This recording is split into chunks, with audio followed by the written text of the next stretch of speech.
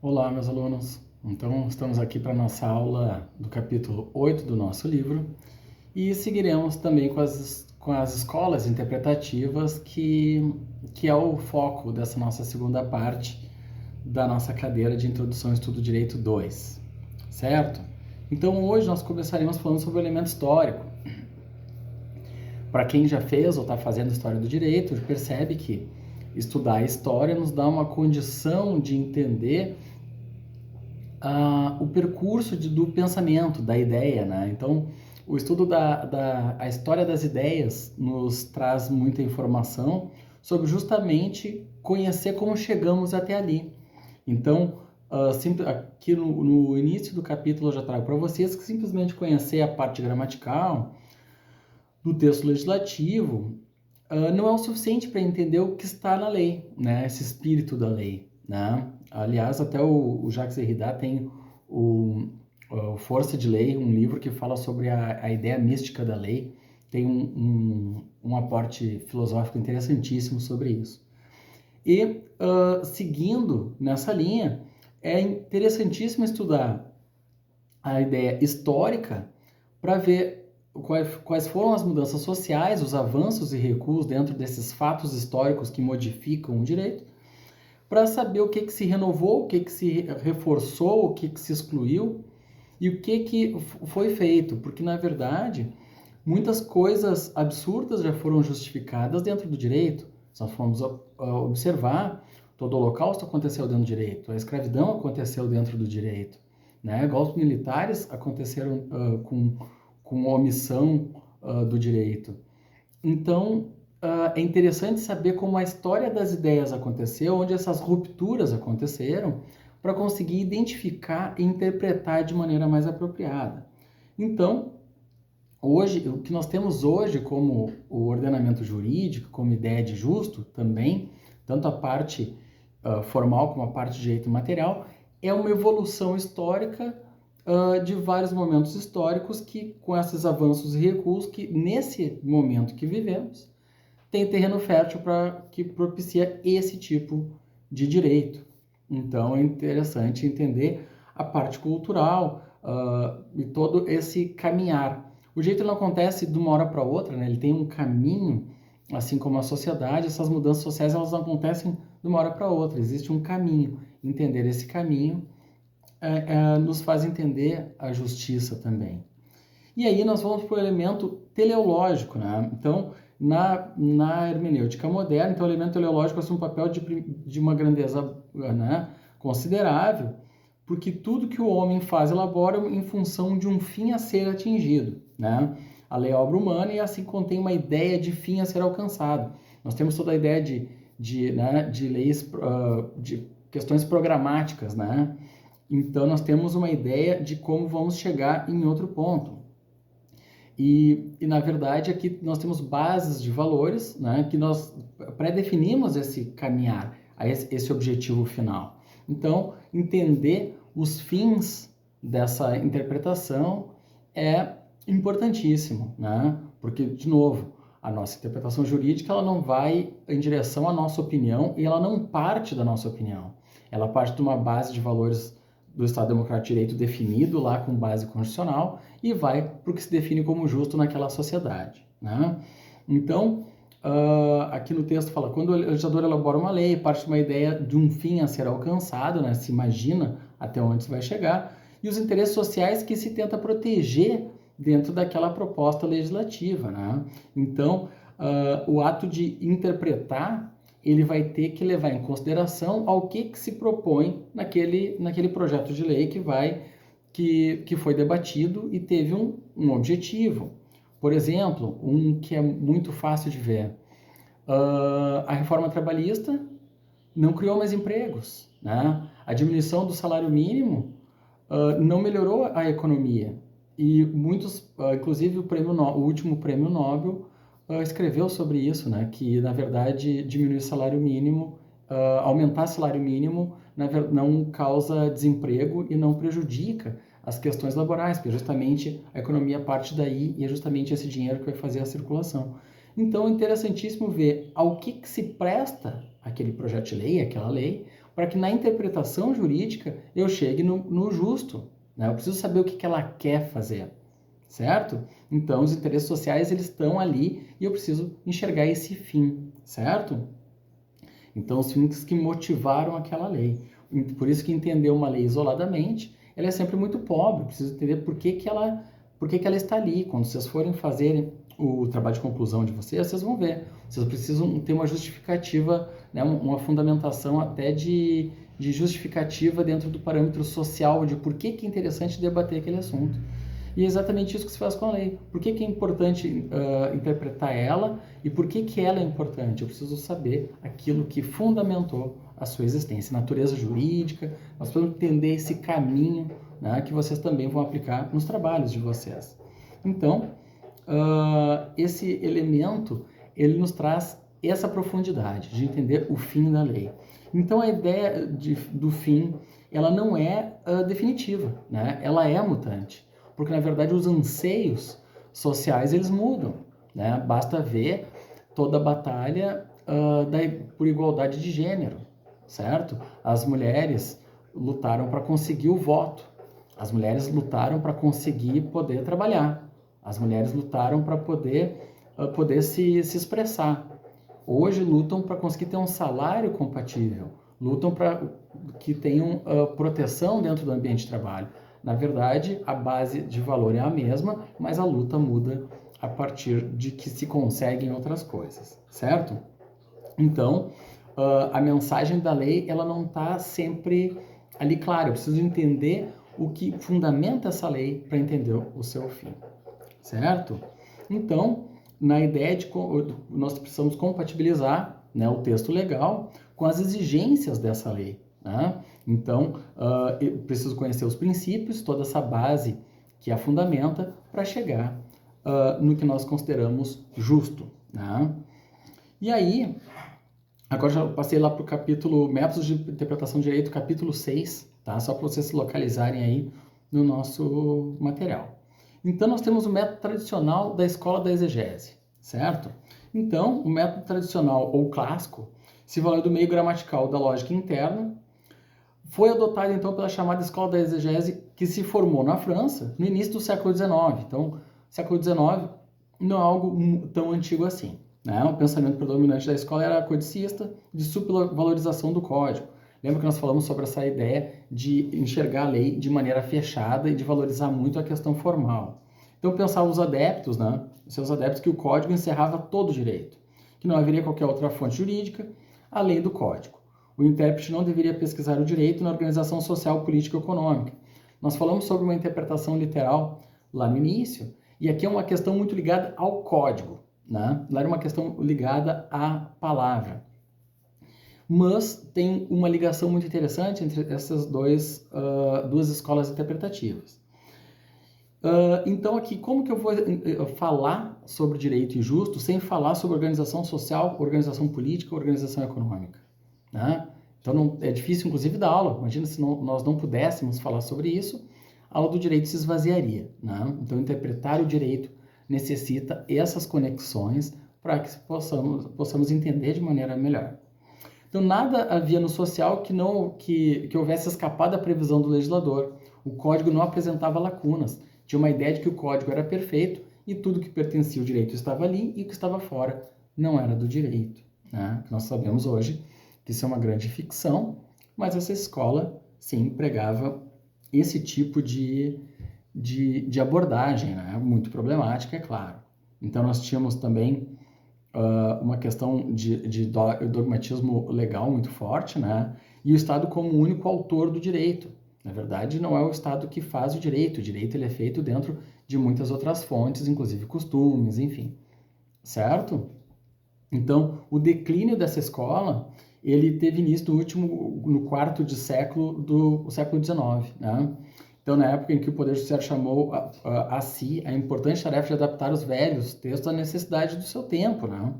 Então, o pensamento do código como algo rígido e completo e sem lacunas, ele tinha um propósito de garantir o respeito como o Código de Napoleão, né? O Código Napoleônico, ele não se deixava interpretar, ele impunha uma perfeição, uma falsa perfeição, dentro do seu mecanismo de interpretação. O que organizou o direito francês, né? Dentro desse Código Napoleão, né?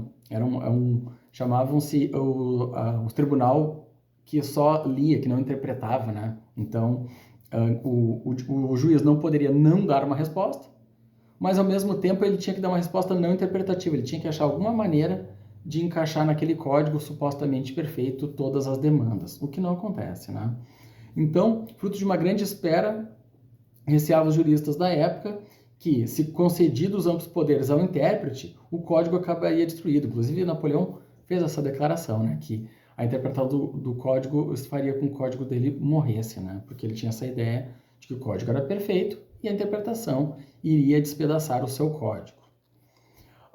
Por maior que seja, então, a previsão do legislador, não tem como ele dar conta de todas as situações que vão aparecer. Então, nós precisamos ter uma base interpretativa, né, com uma segurança de valores e caminho a ser interpretado, mas o intérprete precisa ter uma liberdade para conseguir adaptar o caso real a esse valor jurídico, a essa norma jurídica, porque a norma jurídica não vai realmente dar conta de tudo que acontece na vida das pessoas.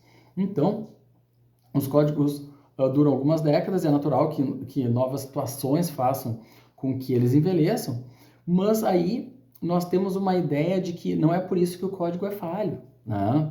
Então, a ideia de pensar o direito é justamente presentificar o direito e modernizar o direito dentro dos seus conceitos. Os conceitos mudam e os conceitos eles vão se modernizando e dando conta dos anseios sociais que ali estão implícitos, né? Então, diferentes elementos da sociedade vão alimentar a interpretação da lei para que o espírito da lei seja genuíno e chegue no que nós consideramos justo, certo?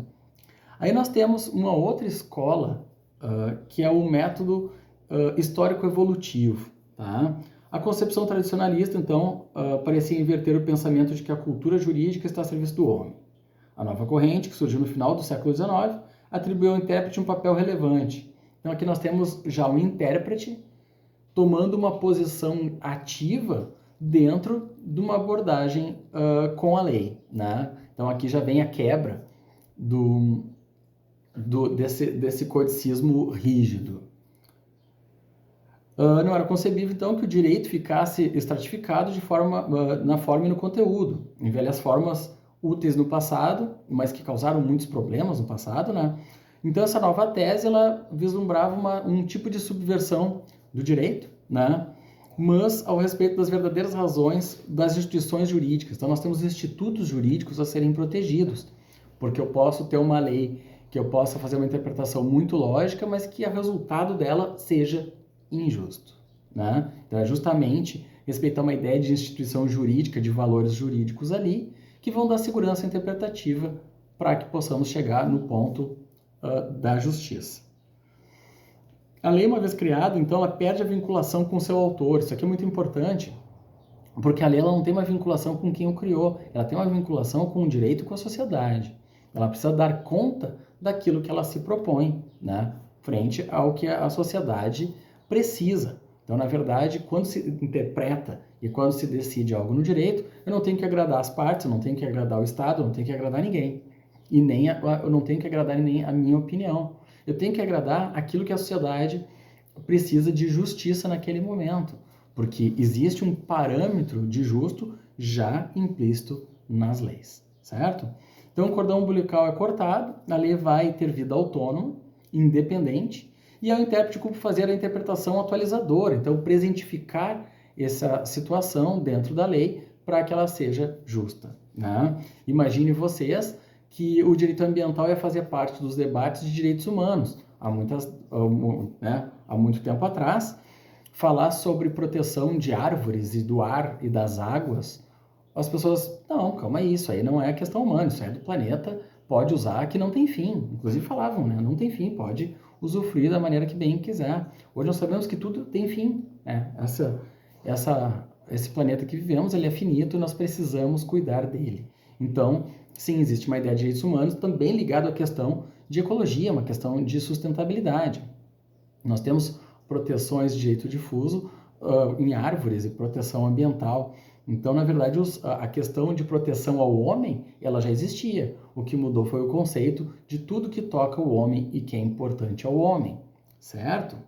Então, essa interpretação atualizadora, presentificada que nós falamos, é justamente isso, né? Não significa alterar o espírito da lei, mas transportar o critério da época para o presente. É justamente isso, presentificar aquela lei para que a decisão seja mais justa. O direito, então, por definição, deve ser um reflexo da realidade social.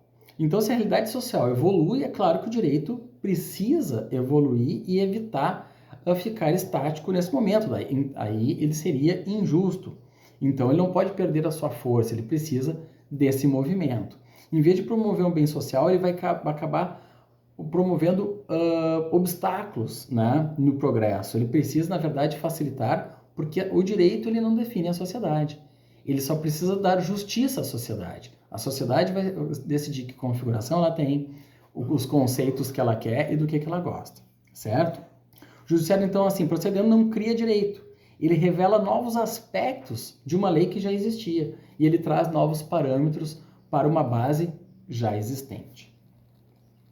Então, apesar da sua flagrante vantagem sobre o método tradicional, não se pode considerar o histórico, essa teoria histórico-evolutiva isento de falhas e perfeito, né? Então, cairíamos também no mesmo erro daquele positivismo estrito lá e rígido.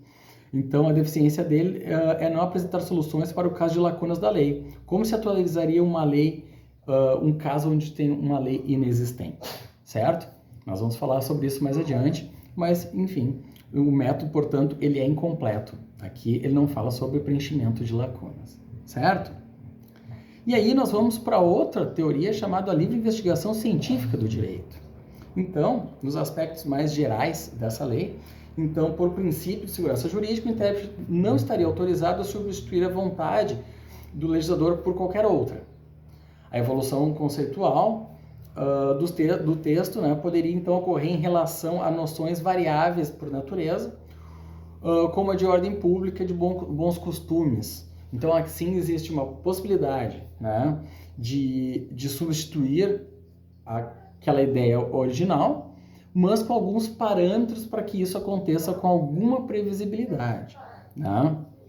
Então, a lógica aqui se revela útil na averiguação de alcance das regras jurídicas, né? Então, para descobrir a intenção do legislador, o intérprete vai ter que estudar e justamente perceber aonde se pretendia alcançar, né? Quais eram os fundamentos que o trouxe aquela lei à existência e quais foram as necessidades sociais que fizeram com que ela fosse possível existir. Então, o interessante nessa proposta interpretativa é que se vai precisar estudar o nascimento, a natureza jurídica e para que ela se presta, e se ela vai conseguir aquilo ou não. E isso dá muita força interpretativa para quem está trabalhando, certo? Então, existe um trabalho científico aqui. Então, quando houvesse lacuna, o intérprete deveria recorrer à analogia, aos costumes. Quanto a esse, admitiu apenas um valor anterior à lei, né?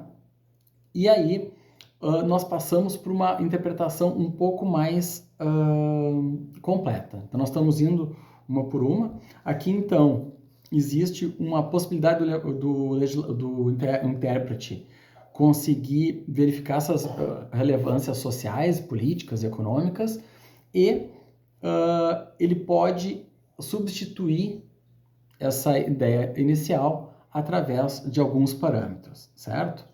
E aí nós vamos para a livre investigação científica. Então, esse método, ele se denomina livre, né? Isso já causa algum espanto, porque no direito nós temos sempre parâmetros, né? Então, porque o intérprete não fica condicionado às fontes formais do direito. E científico porque a solução se funda em critérios objetivos baseados na organização social. O direito possuiu, na sua versão, duas categorias, o dado e o constituído. Então, aqui nós começamos a compor alguns parâmetros e alguns limites. E aqui nós temos o dado. Então, o dado ele corresponde à realidade observada pelo legislador. Então, as fontes materiais do direito, os elementos econômicos, moral, científico, técnico, cultural, aquilo que fundamentou e subordina esses fatos a uma ordem de finalidade dessa lei, né?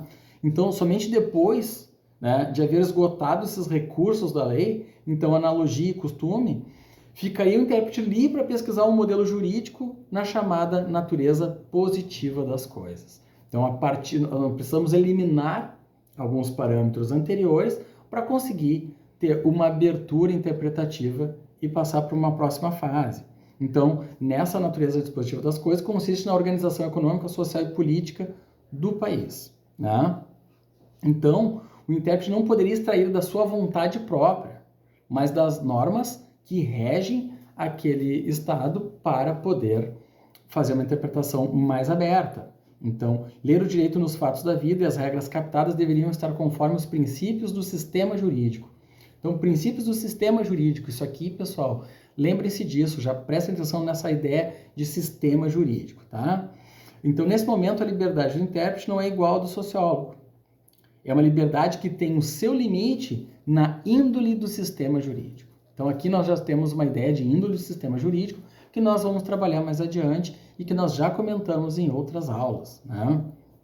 A ideia de justiça também é uma base orientadora, né? Então, sendo justo um fim para alcançar a missão do intérprete se reduz a descobrir, nas condições que são dadas, os meios de realização da maneira mais idônea possível para chegar ao justo, certo? E aí, então aqui nós percebemos que já temos uma ideia de uma sistematização do direito para que essa lacuna seja preenchida através da índole do sistema, que nós falamos já em outras aulas. E aí nós temos a corrente do direito livre, né? Então nós começamos aqui pela doutrina, né? Então a corrente do direito livre esposou uma doutrina diametralmente oposta da exegese, enquanto esta mantinha o intérprete inteiramente dominado pelo texto das leis, impedido de adaptar os dispositivos às exigências modernas, e isso, claro, com um flagrante prejuízo para a ideia do justo, né? A corrente do direito livre, então, ela dava uma liberdade mais ampla, né, para que esse direito fosse aplicado, né? Então, na hora de decidir uma questão, o juiz, então, podia abandonar o texto legal e se o considerasse incapaz de fornecer uma solução, ele poderia, então, adotar, no caso contrário, se a lei fosse justa, devia ser adotada. Caso contrário, seria colocada de lado e o intérprete ficaria livre para aplicar uma norma que julgasse de acordo com os critérios da justiça. Então, aqui nós já temos uma ideia de abertura interpretativa, onde eu pudesse pegar outra fonte legal para substituir e modificar a decisão de uma lei injusta. Então, percebo que cada vez nós temos aberturas interpretativas dentro dessas escolas, e a partir dessas aberturas interpretativas, essas lacunas começam a ter possibilidades de preenchimento distintas, e essas escolas acabam trazendo algumas possibilidades, certo?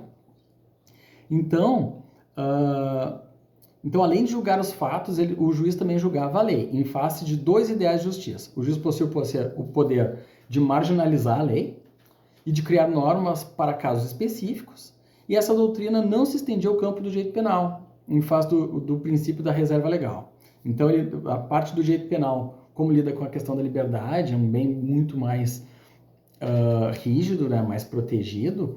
Então, essa liberdade, ela tem dificuldade de chegar até ali, porque a liberdade é algo que não se pode tirar de maneira leviana. Nas outras áreas do direito, se pode ter uma abertura interpretativa um pouco melhor, certo? Então, eu trouxe aqui, né, algumas características dessa teoria, né? Então, repúdio a doutrina da eficiência desculpe, aqui, a questão do barulhinho aqui. O repúdio à doutrina da suficiência absoluta da lei, né? A afirmação de que o juiz deve realizar precisamente pela insuficiência dos textos essa interpretação, né? Então, nós temos alguns critérios, né? E aí, os principais adeptos, eu trouxe aqui alguns autores para vocês, e vocês vão ver como eles fundamentam justamente essa possibilidade. Então, de um modo geral, defende a necessidade de se admitir para o juiz uma atividade menos dependente da lei, que se baseasse nos estudos dos fatos, de acordo com as exigências, né, de um sistema com alguma organização. A segunda fase corresponde à organização das ideias, então, que se inicia no século XX e termina 6 anos após, uma ideia de organização das ideias do direito, né? A liberdade de juiz, na hipótese de falta de norma escrita ou costumeira, a atividade criadora do juiz se manifestaria apenas depois do esgotamento das questões legais, certo?